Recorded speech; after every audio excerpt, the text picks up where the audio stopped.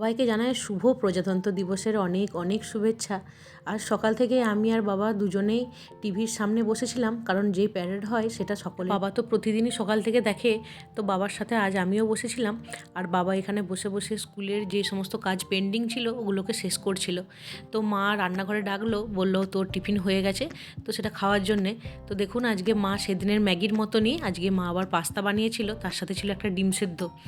আর এখানে মা আর আমার দুজনেরই খাওয়া স্নান হয়ে গেছে। তো মা তরকারি কাটছিল আর আমি মায়ের সাথে বসে বসে এখানে গল্প করছিলাম। মায়ের হাতের তরকারি কাটা আমার দেখতে খুব ভালো লাগে জানেন।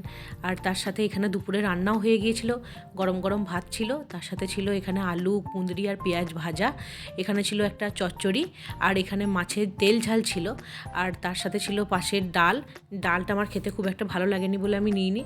আর কামরাঙার একদম ঝোলঝোল চাটনি, আর আগের দিনের মাছের টকও ছিল।